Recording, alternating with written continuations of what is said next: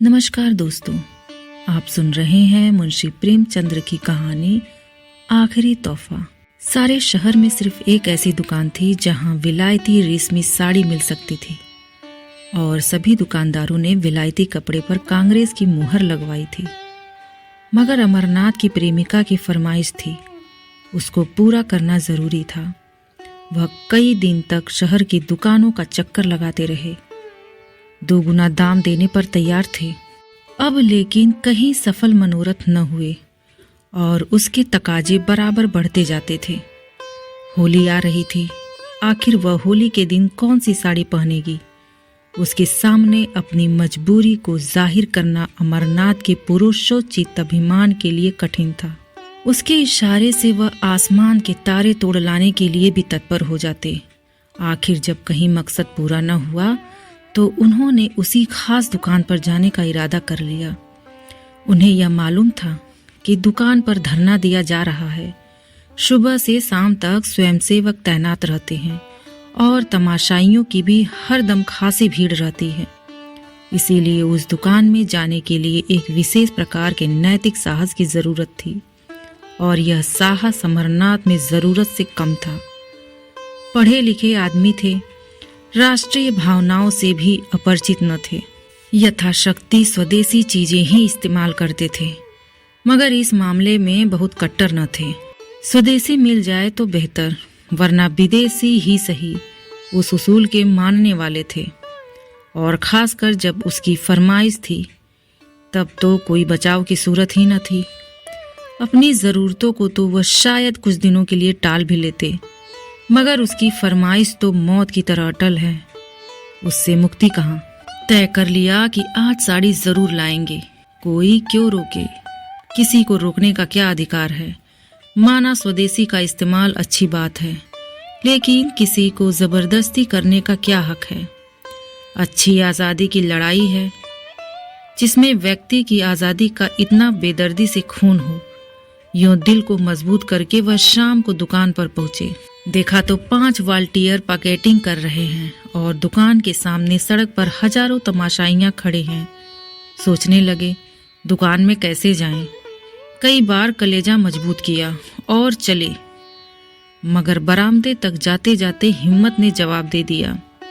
संयोग से एक जान पहचान के पंडित जी मिल गए। उनसे पूछा, क्यों भाई, यह धरना कब तक रहेगा? शाम तो हो गई। पंडित जी ने कहा, इन सिफारिशों को सुबह और शाम से क्या मतलब? जब तक दुकान बंद न हो जाएगी यहाँ से न टलेंगे। कहिए, कुछ खरीदने को इरादा है? आप तो रेशमी कपड़ा नहीं खरीदते। अमरनाथ ने विवशता की मुद्रा बनाकर कहा, मैं तो नहीं खरीदता, मगर औरतों की फरमाइश को कैसे टालूं? पंडित जी ने मुस्कुराकर कहा, वाह, इससे ज्यादा आसान तो कोई बात नहीं। औरतों को भी चकमा नहीं दे सकते। 100 हिले 1000 बहाने हैं। अमरनाथ, आप ही कोई हिला सुझाइए। पंडित जी, सोचना क्या है, यहाँ रात दिन यही किया करते हैं। 150 हिले हमेशा जेबों में पड़े रहते हैं। औरत ने कहा, हार बनवा दो। कहा, हाँ, आज ही लो। 2-4 रोज के बाद कहा, सुनार माल लेकर चंपत हो गया। यह तो रोज का धंधा है भाई। औरतों का काम फरमाइश करना है, मर्दों का काम उसे खूबसूरती से टालना है। अमरनाथ, आप तो इस कला के पंडित मालूम होते हैं। पंडित जी, क्या करे भाई, आबरू तो बचानी ही पड़ती है। सूखा जवाब दे दे तो शर्मिंदगी अलग हो, बिगड़े वह अलग से। समझे, हमारी परवाह ही नहीं करते। आबरू का मामला है। आप एक काम कीजिए, यह तो आपने कहा ही होगा कि आजकल पिकेटिंग है। अमरनाथ, हाँ, यह तो बहाना कर चुका भाई, मगर वह सुनती ही नहीं। कहती है, क्या विलायती कपड़े दुनिया से उठ गए, मुझसे चले हो उड़ने। पंडित जी, तो मालूम होता है कोई धुन की पक्की औरत है। अच्छा, तो मैं एक तरकीब बताऊं। एक खाली कार्ड का बक्सा ले लो, उसमें पुराने कपड़े जलाकर भर लो। जाकर कह देना, मैं कपड़े लिए आता था, वाल्टियरों ने छीन कर जला दिए। क्यों, कैसी रहेगी? अमरनाथ, कुछ जचती नहीं, अजी 20 ऐतराज करेगी। कहीं पर्दा फास हो जाए तो मुफ्त की शर्मिंदगी उठानी पड़े। पंडित जी, तो मालूम हो गया आप बौद्धे आदमी हैं और हैं भी आप कुछ ऐसे ही यहाँ तो कुछ इस शान से हिले करते हैं कि सच्चाई की भी उसके आगे धूल हो जाए। जिंदगी यही बहाने करते गुजरी और कभी पकड़े न गए। एक तरकीब और है इसी नमूने का, देसी माल ले जाइए और कह दीजिएगा कि विलायती है। अमरनाथ, देसी और विलायती की पहचान उन्हें मुझसे और आपसे कहीं ज्यादा है। विलायती पर तो जल्द विलायती का यकीन आएगा नहीं, देसी की तो बात ही क्या है। एक खद्दर पोष महाशय पास ही खड़े यह बातचीत सुन रहे थे। बोल उठे, ऐ साहब, सीधी सी बात तो है, जाकर साफ कह दीजिए कि मैं विदेशी कपड़े न लाऊंगा। अगर जिद करे तो दिन भर खाना न खाइए, आप सीधे रास्ते पर आ जाएगी। अमरनाथ ने उनकी तरफ कुछ ऐसी निगाहों से देखा जो कह रही थी, आप इस कूचे को नहीं जानते, और बोले, यह आप ही कर सकते हैं, मैं नहीं कर सकता। खद्दरपोश, कर तो आप भी सकते हैं, लेकिन करना नहीं चाहते। यहाँ तो उन लोगों में से है कि अगर विदेशी दुआ से मुक्ति भी मिलती हो तो उसे ठुकरा दे। अमरनाथ, तो शायद आप घर में पिकेटिंग करते होंगे। खद्दरपोश, पहले घर में करके तब बाहर करते हैं भाई साहब। खद्दरपोश, साहब चले गए तो पंडित जी बोले, यह महाशय तो 30 मारखान से भी तेज निकल। अच्छा, तो एक काम कीजिए, इस दुकान के पिछवाड़े एक दूसरा दरवाजा है, जरा अंधेरा हो जाए तो उधर चले जाइएगा, दाएं बाएं किसी की तरफ न देखिएगा। अब अमरनाथ ने पंडित जी को धन्यवाद दिया और जब अंधेरा हो गया तो दुकान के पिछवाड़े की तरफ जा पहुँचे। डर रहे थे कहीं यहाँ भी घेरा न पड़ा हो, लेकिन मैदान खाली था। लपक कर अंदर गए, एक ऊंचे दामों की साड़ी खरीदी और बाहर निकले तो एक देवी जी केसरिया साड़ी पहने खड़ी थी। उनको देखकर इनकी रूह फना हो गई। दरवाजे से बाहर पांव रखने की हिम्मत नहीं हुई। एक तरफ देखकर तेजी से निकल पड़े और कोई 100 कदम भागते हुए चले गए। कम्र का लिखा सामने से एक बुढ़िया लाठी टेकती चली आ रही थी। आप उससे लड़ गए। बुढ़िया गिर पड़ी और लगी कोसने, अरे अभागे, यह जवानी बहुत दिन न रहेगी। आंखों में चर्बी छा गई है, धक्के देता चलता है। अमरनाथ उसकी खुशामद करने लगे, माफ करो, मुझे रात को कुछ कम दिखाई पड़ता है। ऐनक घर भूल गया। बुढ़िया का मिजाज ठंडा हुआ, आगे बढ़ी और आप भी चले। एकाएक कानों में आवाज आई, बाबू साहब जरा ठहरिएगा। और वही केसरिया कपड़ों वाली देवी जी आती हुई दिखाई दी। अमरनाथ के पांव बंध गए, इस तरह कलेजा मजबूत करके खड़ा हो गए जैसे कोई स्कूली लड़का मास्टर की बेत के सामने खड़ा होता है। देवी जी ने पास आकर कहा, आप तो ऐसे भागे कि मैं जैसे आपको काट खाऊंगी। आप जब पढ़े लिखे आदमी होकर अपना धर्म नहीं समझते तो दुख होता है। देश की क्या हालत है, लोगों को खद्दर नहीं मिलता, आप रेशमी साड़ियां खरीद रहे हैं। अमरनाथ ने लज्जित होकर कहा, मैं सच कहता हूँ देवी जी, मैंने अपने लिए नहीं खरीदी, एक साहब की फरमाइश थी। देवी जी ने झोली से एक चूड़ी निकालकर उनकी तरफ बढ़ाते हुए कहा, ऐसे हिले रोज ही सुना करती हूँ, या तो आप उसे वापस कर दीजिए या लाइए हाथ में चूड़ी पहना दूं। अमरनाथ, शौक से पहना दीजिए, मैं उसे बड़े गर्व से पहनूंगा। चूड़ी उस बलिदान का चिन्ह है जो देवियों के जीवन की विशेषता है। चूड़ियां उन देवियों के हाथ में थी जिनके नाम सुनकर आज भी हम आदर से सिर झुकाते हैं। मैं तो उसे शर्म की बात समझता। आप अगर और कोई चीज पहनाना चाहें तो वह भी शौक से पहना दीजिए। नारी पूजा की वस्तु है, उपेक्षा की नहीं। अगर स्त्री जो कौम को पैदा करती है चूड़ी पहनना अपने लिए गौरव की बात समझती है, तो मैं मर्दों के लिए चूड़ी पहनाना क्यों शर्म की बात हो। देवी जी की उनकी इस निर्लज्जता पर आश्चर्य हुआ, मगर वह अपनी आसानी से अमरनाथ को छोड़ने वाली न थी। बोली, आप बातों के शेर मालूम होते हैं। अगर आप हृदय से स्त्री को पूजा की वस्तु मानते हैं तो मेरी यह विनती क्यों नहीं मान लेते। अमरनाथ, इसीलिए कि यह साड़ी भी एक स्त्री की फरमाइश है। देवी, अच्छा चलिए, मैं आपके साथ चलूंगी, जरा देखूं आपकी देवी जी किस स्वभाव की स्त्री हैं। अमरनाथ का दिल बैठ गया। बेचारा अभी तक बिना ब्याहा था, इसीलिए नहीं कि उनकी शादी न होती थी। बल्कि इसीलिए कि शादी को वह एक आजीवन कारावास समझता था। मगर वह आदमी रसिक स्वभाव के थे। शादी से अलग रहकर भी शादी के मजों से अपरिचित न थे।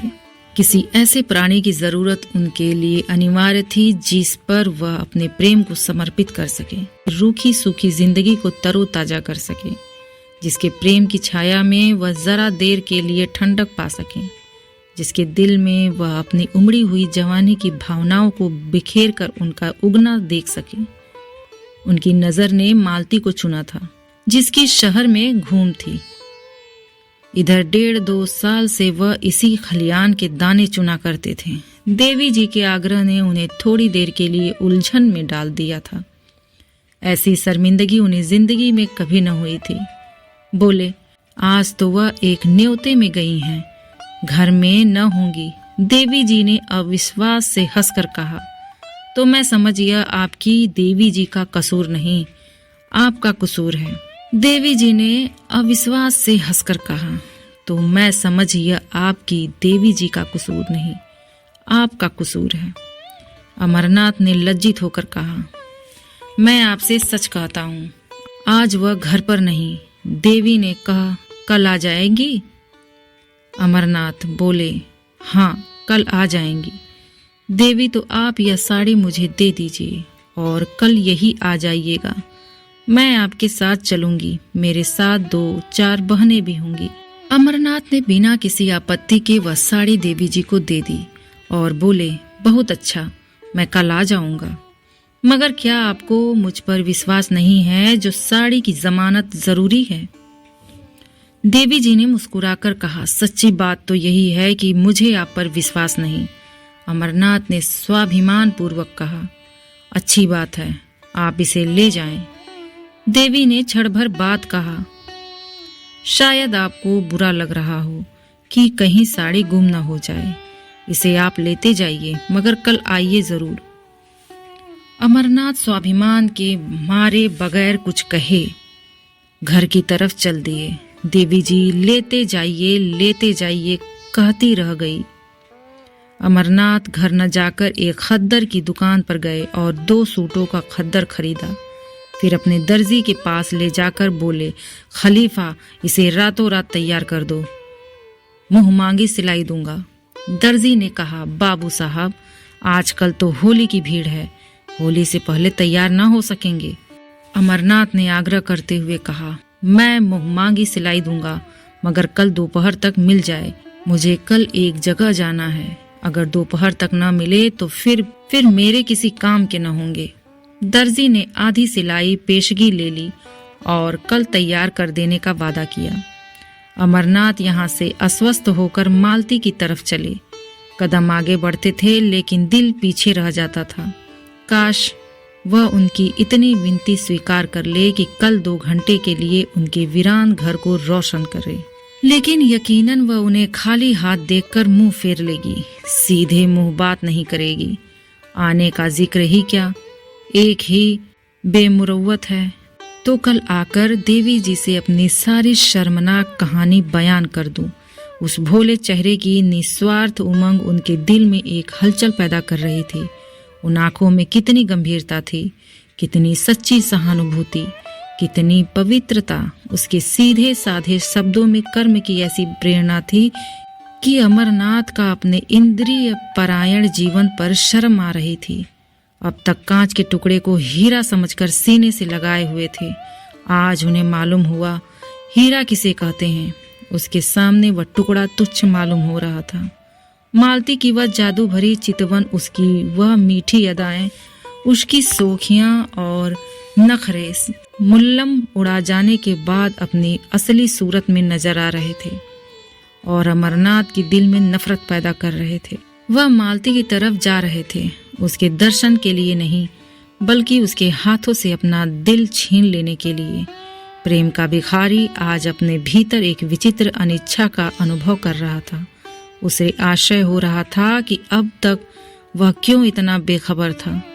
वह तिलिस्म जो मालती ने वर्षों के नाज नखरे हाव भाव से बांधा था, आज किसी छूमंतर से तार तार हो गया था।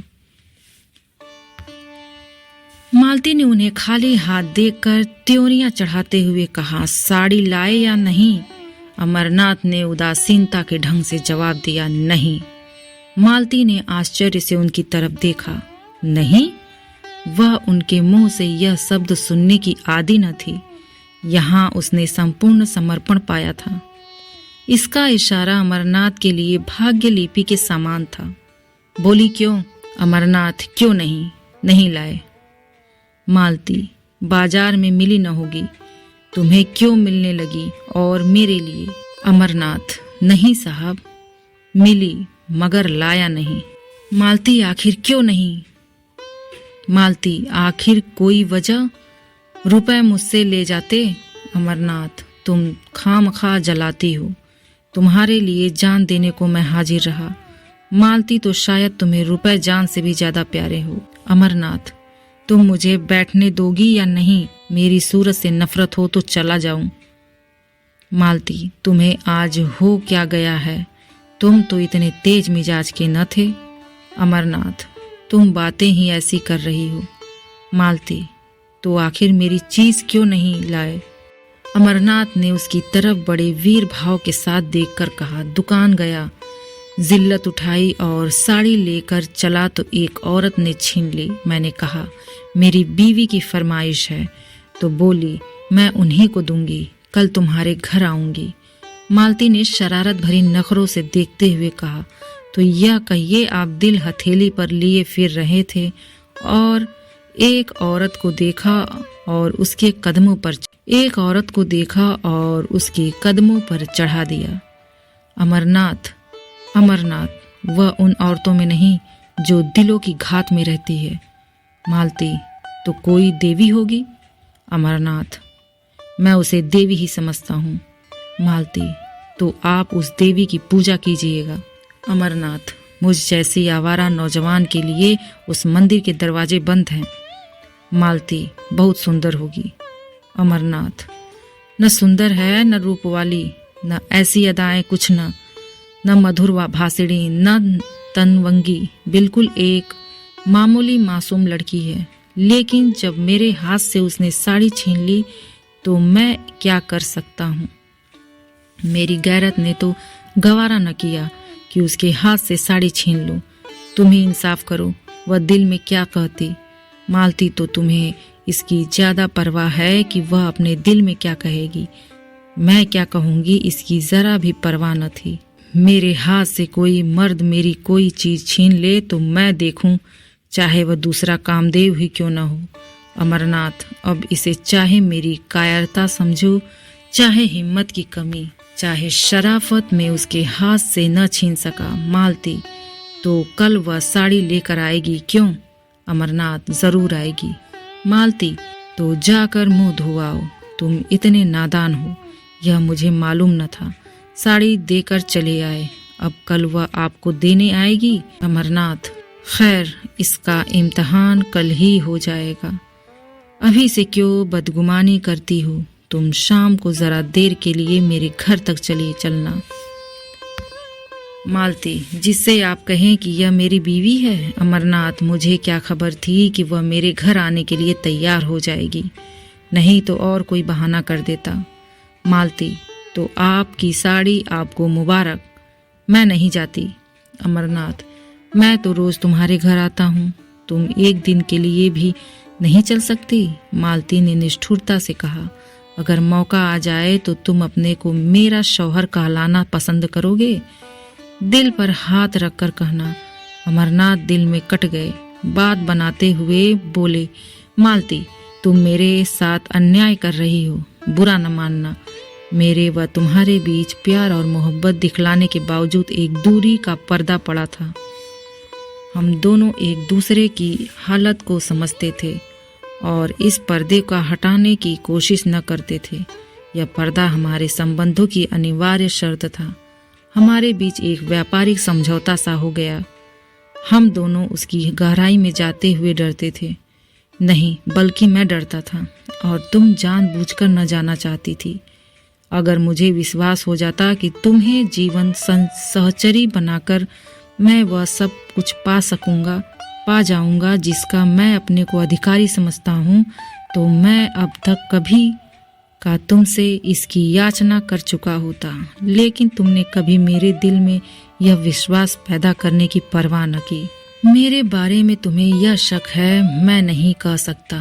तुम्हें यह शक करने का मैंने कोई मौका नहीं दिया, और मैं कह सकता हूँ कि मैं उससे कहीं बेहतर शौहर बन सकता हूँ जितनी तुम बीवी बन सकती हो। मेरे लिए सिर्फ एतबार की ज़रूरत है, और तुम्हारे लिए ज़्यादा वजनी और ज़्यादा भौतिक चीज़ों की। मेरी स्थायी आमदनी 500 से ज़्यादा नहीं। तुमको इतने में संतोष न होगा। मेरे लिए सिर्फ एक इत्मीनान की ज़रूरत है कि तुम मेरी और सिर्फ मेरी हो। बोलो, मंजूर है? मालती को अमरनाथ पर रहम आ गया। उसकी बातों में जो सच्चाई भरी हुई थी, उससे वह इनकार न कर सकी। उसे यह भी यकीन हो गया कि अमरनाथ की वफा के पैर डगमगाए नहीं। उसे अपने ऊपर इतना भरोसा था कि वह उसे रस्सी से मजबूत जकड़ सकती है, लेकिन खुद जकड़े जाने पर वह अपने को तैयार न कर सकी। उसकी जिंदगी मोहब्बत की बाजीगरी में, प्रेम के प्रदर्शन में गुजरी थी। वह कभी उस शाख में चहकती फिरती थी, बेकैद, आजाद, बेबंद। क्या वह चिड़िया पिंजरे में बंद रह सकती है, जिसकी जबान तरह तरह के मजों की आदी हो गई हो? क्या वह रूखी सूखी से तृप्त हो सकती है? इस अनुभूति से उसे पिघला दिया। बोली, आज तुम बड़ा ज्ञान बघार रहे हो। अमरनाथ, मैंने तो केवल यथार्थ कहा है। मालती, अच्छा, मैं कल चलूंगी, मगर 1 घंटे से ज्यादा वहां न रुकूंगी। अमरनाथ का दिल शुक्रिया से भर उठा। बोला, मैं तुम्हारा बहुत कृतज्ञ हूँ मालती। अब मेरी आबरू बच जाएगी, नहीं तो मेरे लिए घर से निकलना मुश्किल हो जाता। अब देखना यह है कि तुम अपना पार्ट कितनी खूबसूरती से अदा करती हो। मालती, उसकी तरफ से तुम इत्मीनान रखो। ब्याह नहीं किया, मगर बारातें देखी है। मगर मैं डरती हूँ कहीं तुम मुझसे दगा न कर रहे हो। मर्दों का क्या एतबार? अमरनाथ ने निश्चल भाव से कहा। नहीं मालती, तुम्हारा संदेह निराधार है। अगर यह जंजीर पैरों में डालने की इच्छा होती तो कभी का डाल चुका होता। फिर मुझसे वासना के बंदों का वहां गुजर ही क्या। दूसरे दिन अमरनाथ 10 बजे ही दर्जी की दुकान पर जा पहुंचे और सिर पर सवार होकर कपड़े तैयार कराए। फिर घर आकर नए कपड़े पहने और मालती को बुलाने चले। वहां देर हो गई। उसने ऐसा तनाव सिंगार किया कि जैसे आज बहुत बड़ा मोर्चा जीतना है। अमरनाथ ने कहा, वह ऐसी सुंदरी नहीं जो तुम इतनी तैयारी कर रही हो। मालती ने बालों में कंघी करते हुए कहा, तुम इन बातों को नहीं समझ सकते, चुपचाप बैठे रहो। अमरनाथ, लेकिन देर जो हो रही है। मालती, कोई बात नहीं। भय की उस सहज आशंका ने, जो स्त्रियों की विशेषता है, मालती को और भी अधिक सतर्क कर दिया था। अब तक उसने कभी अमरनाथ की ओर विशेष रूप से कोई कृपा न की थी। वह उससे काफी उदासीनता का बर्ताव करती थी, लेकिन कल अमरनाथ की भंगिमा से उसे एक ऐसा संकट की सूचना मिल चुकी थी और वह उस संकट का अपनी पूरी शक्ति से मुकाबला करना चाहती थी। शत्रु को तुच्छ और अपदार्थ समझना स्त्रियों के लिए कठिन है।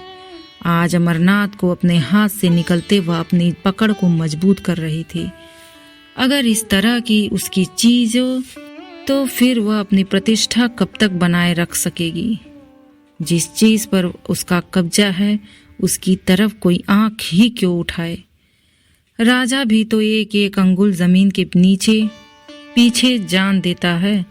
वह इस नए शिकारी को हमेशा के लिए अपने रास्ते से हटा देना चाहती थी, उसके जादू को तोड़ देना चाहती थी। शाम को वह परी जैसी अपनी नौकरानी और नौकर को साथ लेकर अमरनाथ के घर चली। अमरनाथ ने सुबह 10 बजे तक मर्दाने घर को जनानेपन का रंग देने में खर्चा किया था।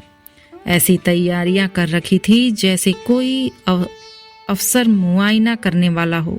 मालती ने घर में पैर रखा तो उसकी सफाई और सजावट देखकर बहुत खुश हुई। जनाने हिस्से में कई कुर्सियां रखी थी। बोली, लाओ अपनी देवी जी को, मगर जल्द आना वरना मैं चली जाऊंगी। अमरनाथ लपके हुए विलायती दुकान पर गए। आज भी धरना था, तमाशाइयों की वही भीड़। वहां देवी जी नहीं। पीछे की तरफ गए तो देवी जी एक लड़की के साथ उसी भेष में खड़ी थी। अमरनाथ ने कहा, माफ कीजिएगा, मुझे देर हो गई, मैं आपके वादे की याद दिलाने आया हूँ। देवी जी ने कहा, मैं तो आपका इंतजार कर रही थी। चलो सुमित्रा, जरा आपके घर हो आए। कितनी देर है? अमरनाथ, बहुत पास है, एक तांगा कर लूंगा। 15 मिनट में अमरनाथ दोनों को लिए घर पहुंचे। मालती ने देवी जी को देखा और देवी जी ने मालती को। एक किसी रईस का महल था, आलीशान, दूसरी किसी फकीर की कुटिया थी। छोटी सी तुच्छ रईस के महल में आडंबर और प्रदर्शन था, फकीर की कुटिया में सादगी और सफाई। मालती ने देखा, भोली लड़की है जिसे किसी तरह सुंदर नहीं कह सकते, पर उसके भोलेपन और सादगी में जो आकर्षण था उससे वह प्रभावित हुए बिना न रह सकी। देवी जी ने भी देखा, एक बनी सवरी बेधड़क और घमंडी औरत है जो किसी न किसी वजह से घर पर में अजनबी सी मालूम हो रही है, जैसे कोई जंगली जानवर पिंजरे में आ गया हो। अमरनाथ सिर झुकाए मुजरिमों की तरह खड़े थे और ईश्वर से प्रार्थना कर रहे थे कि किसी तरह आज पर्दा रह जाए। देवी जी ने आते ही कहा, बहन, आप भी सिर से पांव तक विदेशी कपड़े पहने हुए हैं। मालती ने अमरनाथ की तरफ देखकर कहा, मैं विदेशी और देसी के फेर में नहीं पड़ती। जो यह लाकर देते हैं वह पहनती हूँ, लाने वाले हैं ये, मैं थोड़े ही बाजार जाती हूँ।